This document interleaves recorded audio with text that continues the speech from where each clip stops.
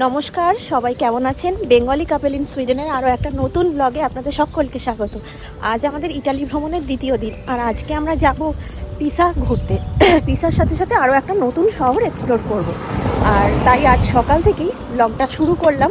এখন বাজে সকাল 6:10, আর এই ওয়েদারটা এত সুন্দর। আসলে আমরা যেখানে এয়ারবিএনবি নিয়েছি পুরোটাই পাহাড়ের ওপরে, আর সকালবেলা বেরিয়ে এত সুন্দর লাগছে। এখানে অতটা ঠান্ডা নেই, ওয়েদারটা খুব সুন্দর, মনোরম ওয়েদার। চারপাশটা ভীষণ ভালো লাগছে এত সকালবেলা বেরিয়ে। তাই ভিডিওটা এখান থেকে শুরু করছি, দেখতে থাকুন আজকের ব্লগ। আজকের ব্লগে আপনাদের সাথে শেয়ার করব অনেক নতুন কিছু, ইটালির আরও নতুন কোনো খাবার এক্সপ্লোর করব, সেটাও আপনাদের সাথে শেয়ার করব। তাহলে ভিডিওটা জুড়ে সবাই সাথে থাকবেন, দেখতে থাকুন। আর আপনাদের সাথে আমি এয়ারবিএনবি ট্যুরটাও খুব তাড়াতাড়ি শেয়ার করব, কারণ এয়ারবিএনবিটা খুবই সুন্দর। মানে কাল রাতে, অনেক রাতে যেহেতু ফিরেছি, সেই জন্য খুব একটা ভালো করে ভিডিওটা আর করতে পারিনি। ধীরে ধীরে আপনাদের সাথে ডিটেল ব্লগের মাধ্যম দিয়ে এই মানে এরিয়াটা আর এয়ারবিএনবি ট্যুরটা আপনাদের সাথে শেয়ার করব।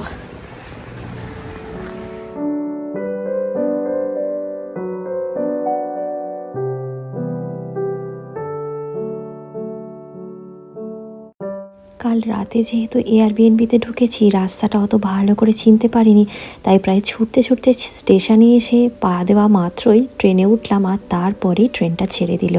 এই সুন্দর পাহাড় আর তৃণভূমির পাশ দিয়ে ছুটে চললো আমাদের ট্রেনটা আমাদের ডেস্টিনেশনের দিকেই। এখন আমরা রয়েছি বাস স্টপের কাছে, আর এখানে একটা বেকারি শপ ছিল, সেখান থেকে আমরা কিছু ব্রেড নিয়ে নিলাম। আর দেখলাম ইটালিতে কিন্তু এখানে বেগুনের স্যান্ডউইচ পাওয়া যায়। হাফ বেগুনকে কেটে গ্রিল করে এইভাবে স্যান্ডউইচ বিক্রি হয়। আজ আর সকালে এত উদ্ভট স্যান্ডউইচটা ট্রাই করব না, তবে ইটালির খুব ফেমাস একটা ব্রেড কিন্তু কিনে নিয়েছি, সেটা এক্ষুনি আমরা খেয়ে ফেলবো। খাচ্ছি হচ্ছে কর্নিতি, মানে সুইডেনে যেটা ক্রোসা, সেটা এখানে কর্নিতি। খেতে ভালো, মিষ্টি মিষ্টি জ্যাম দেওয়া আছে মনে হচ্ছে উপরে ওয়ালনাট দেওয়া আছে। বাসটা এত অসম্ভব দেরি করেছে, কখন পৌঁছে যেতাম। বাসটা প্রচণ্ড দেরি করে দিল। ফ্লিক্স বাস সচরাচর এরকম করে না, টাইমলি যাতায়াত করে, কিন্তু এত দেরি হয়ে গেল আজকে। তবু ট্রেনের টাইমটা 2 ঘন্টা অন্তত এগিয়ে দেওয়া গেছে, পিছিয়ে দেওয়া গেছে 2 ঘন্টার মতো। তাহলে ফ্লোরেন্সে খুব ভালো করে তাহলে ঘুরে দেখতে পারবো শহরটা। কিছু করার নেই, এখানে ভীষণ টাইমে সব কিছু চলে। ভীষণ টাইমে যাতায়াত না করলে একটা দিনে 2টো জায়গা কভার করাটা খুব মুশকিল হয়ে যায়। ঠিক আছে, চলুন দেখা যাক। এখনও তো বাস ছাড়েনি, সকালেই অপেক্ষা করছিল প্রচুর লোকজন দাঁড়িয়ে। আমরা তো ট্রেন স্টেশন থেকে প্রায় ছুটতে এলাম, যে বাস হয়তো বেরিয়ে যাবে এটা ভেবে, আর বাসই এদিকে এতক্ষণ দেরি। ঠিক আছে, চলুন দেখা যাক।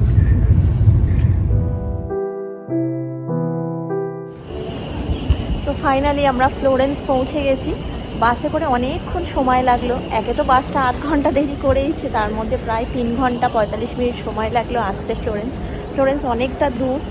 তো সেই জন্য চলুন এখন ফ্লোরেন্স আর তারপরে পিসা, এই দুটো শহর আজকে আমরা ঘুরে দেখবো। প্রথমে ফ্লোরেন্সে একটুখানি ঘুরবো, নতুন কোনো খাবার দাবার খাবো, লাঞ্চ করব, আর তারপরে যেগুলো দেখার আছে দেখে নেব। তো চলুন প্রথমে আগে লাঞ্চ করে নেব। এখান থেকে আমাদেরকে ট্রাম ধরতে হবে, ট্রাম ধরে পৌঁছতে হবে মেন সিটিতে।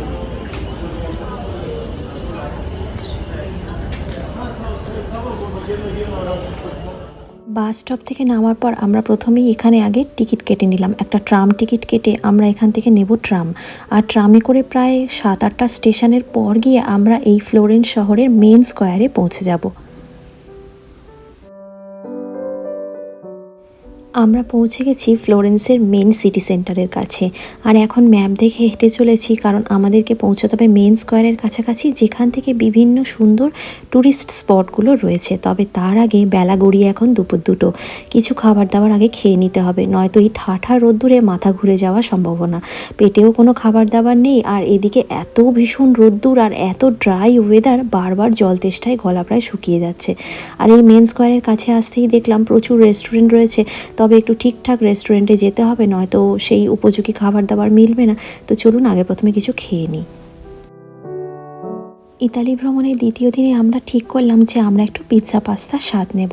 সেই মতনই সন্দীপন নিয়েছিল প্লেন মার্গারিটা পিৎজা, আর আমি এখানে নিয়েছিলাম রিসোতো উইথ মাশরুম পাস্তা। এই পাস্তাটা অদ্ভুত সুন্দর খেতে, মার্গারিটা পিৎজাটাও একদম অন্যরকম স্বাদের, ঠিক একদম ট্রিপিক্যাল ইটালিয়ান পিৎজা। আর তার সাথে এই রিসোতো পাস্তাটার মধ্যে ছিল মেন উপকরণ ভাত, তার সাথে ছিল পারমেসান চিজ, অত্যন্ত ক্রিমি একটা টেক্সচার, আর সাথে ছিল মাশরুম, গ্রিল করা মাশরুম। অদ্ভুত সুন্দর খেতে ছিল। আমার জানাই ছিল না যে পাস্তাও কখনো কখনো ভাত হতে পারে, তবে খুব সুন্দর স্বাদের ছিল। গরম গরম পাস্তাটা খুব তাড়াহুড়োতে খাচ্ছিলাম, কারণ হাতে ছিল খুব কম সময়। ফ্লোরেন্স। ইতালির সেন্ট্রাল পার্টে অবস্থিত ফ্লোরেন্স হলো তাস্কান অঞ্চলের রাজধানী। ফ্লোরেন্স সাংস্কৃতিক ঐতিহ্যে সমৃদ্ধ একটি শহর। এর ঐতিহাসিক কেন্দ্রকে 1982 সালে ইউনেস্কো সাইটের তকমা দেওয়া হয়েছে। এটা বিশ্বব্যাপী নামকরা পর্যটন কেন্দ্র হিসাবে পরিচিত। বিশ্বের মধ্যে যে সমস্ত শহরগুলি শিল্পিক দিক থেকে সেরা, ফ্লোরেন্স হলো তার মধ্যে একটি। ফ্লোরেন্স শুধুমাত্র স্থাপত্য বা শিল্পের জন্যই বিখ্যাত নয়, এখানকার প্রতিটি ইট, প্রতিটি গলি যেন ইতিহাসের নিঃশব্দ সাক্ষী। যারা সত্যিই ভ্রমণ ভালোবাসেন, ইতিহাস আর সংস্কৃতিতে আগ্রহী, তাদের জন্য ফ্লোরেন্স কিন্তু এক স্বপ্নের গন্তব্য। এই শহর থেকেই কিন্তু রেনেসাঁ আন্দোলনের সূচনা হয়, যা ইউরোপের ইতিহাসের সবচেয়ে গুরুত্বপূর্ণ পরিবর্তনগুলির মধ্যে একটি। বিজ্ঞান, শিল্প, সাহিত্য সব কিছু এক নবজাগরণ শুরু হয় এখান থেকেই। দান্তে, Leonardo da Vinci, Michael Angelo, Galileo, কত বিখ্যাত মানুষের পদচিহ্ন রয়ে গেছে এই দেশটিতে। এই শহরে রয়েছে তাদের নিখুঁত সমস্ত কাজকর্ম। ফ্লোরেন্স শুধু একটি শহর নয়, এটি একটি সভ্যতার ঘরবাড়ি।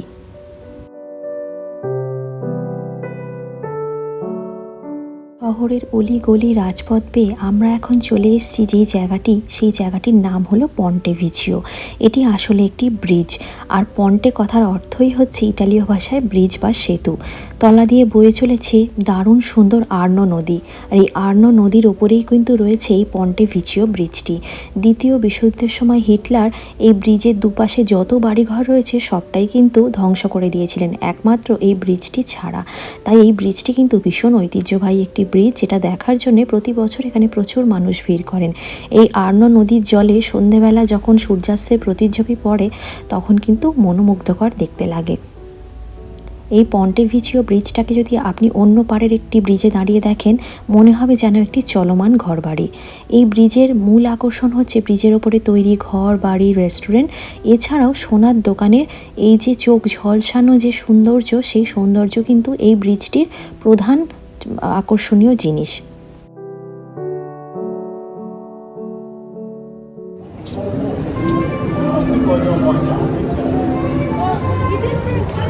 পুরো শহরটা জুড়েই বিভিন্ন রকমের দোকান, আর দোকান বলতে সবটাই খুব ব্র্যান্ডেড জিনিসপত্রের দোকান। গুচি, প্রাডা, এগুলো নাম তো আপনারা শুনেইছেন। তো সেই সমস্তই জুয়েলারি বলুন, জামা কাপড়, জুতো, ব্যাগ, প্রচুর দোকানপাট। আর তার মধ্যে এই শহরের এত ঐতিহ্যপূর্ণ পুরনো শহরের সৌন্দর্য, গলিগুলো দিয়ে হাঁটতেই অবাক লাগছে। খুবই সুন্দর বাড়িঘরের ডেকোরেশন, তার সাথে রাস্তার পাশে ক্যাফে, দেখতে ভীষণ ভালো লাগছে। ফ্লোরেন্সের মানুষ খুবই আন্তরিক, সাথে সাথে এরা হন শিল্পপ্রেমী। এরা এদের ঐতিহ্য নিয়ে সব সময় কিন্তু গর্বিত হতে খুব ভালোবাসেন।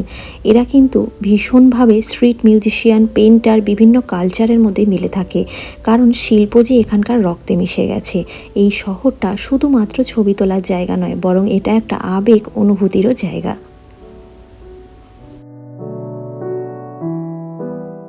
আমরা এখন ঘুরতে ঘুরতে শহরের মাঝ বরাবর এই জায়গাটিতে চলে এসেছি, আর এখানে রয়েছে ওয়ার্ল্ডের সব থেকে বড় চার্চ। ফ্লোরেন্স শহরেই কিন্তু রেনেসাঁ যুগে তৈরি করা হয়েছিল এই বড় চার্চটি, যেটির নাম ডুওমো অথবা the basilica the Santa Maria. এই বিশাল বড় চার্চটি রেনেসাঁ যুগের তৈরির একটি বিশাল সৃষ্টি, যা দেখতে লাখ লাখ মানুষ ছুটে আসেন। ওই যে ওপরের বড় টুমটি দেখছেন, ওটি কিন্তু আজও নিখুঁত রয়েছে সেই রেনেসাঁ যুগ থেকে। লাল, সবুজ, সাদা মার্বেলের তৈরি নিখুঁত এখানকার কাজ।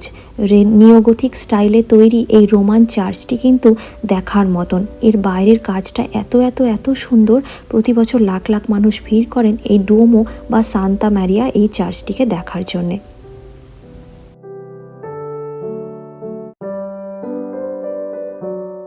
ফ্লোরেন্স শুধু শিল্প ঐতিহ্যেই সমৃদ্ধ নয়, বরং এখানকার কিছু খাদ্য এবং রন্ধন শিল্পও কিন্তু ঐতিহ্যবাহী এবং রুচিসম্পন্ন। এখানকার পাস্তা, জিলাতো, ওয়াইন এগুলোও কিন্তু বেশ বিখ্যাত। এখানকার যে জিলাতো জিনিসটি ইতালিতেই কিন্তু ঠান্ডা মিষ্টান্ন জন্ম নেয়, তাই এখানকার জিলাতো যেমন বেশ ফেমাস, তেমনই কিন্তু এখানকার পাস্তা আর এখানকার ওয়াইনের মধ্যে চিয়ান্তি ওয়াইনে কিন্তু বেশ জগৎজোড়া নাম করেছে। আমরা এখন পুরো শহরটি ঘুরে দেখতে দেখতে উপস্থিত হয়েছি শহরের একদম শেষ প্রান্তে। সামনে ওই বড় বিল্ডিংটির নাম হলো উফিজি গ্যালারি। ইতালি ফ্লোরেন্স শহরের অন্যতম প্রাচীন ও বিখ্যাত আর্ট গ্যালারির মধ্যে একটি। এটি ইউরোপ ও বিশ্বের শ্রেষ্ঠ চিত্রশিল্পী সংগ্রহশালাগুলির মধ্যে একটি। রেনেসাঁ যুগের শিল্পকর্মের জন্য বিশেষভাবে প্রসিদ্ধ কিন্তু এই আর্ট গ্যালারিটি। রেনেসাঁ যুগের বিশ্ববিখ্যাত যে সমস্ত শিল্পী ছিলেন তাদের বিভিন্ন শিল্পকর্ম রাখা রয়েছে এই গ্যালারির ভিতরে। এটার নাম উফিজি। উফিজি কথার অর্থ অফিস। অ্যাকচুয়ালি এটা কিন্তু একটি সরকারি দপ্তর, তার সাথে সাথে এটিকে আর্ট গ্যালারি রূপান্তরিত করা হয়েছিল।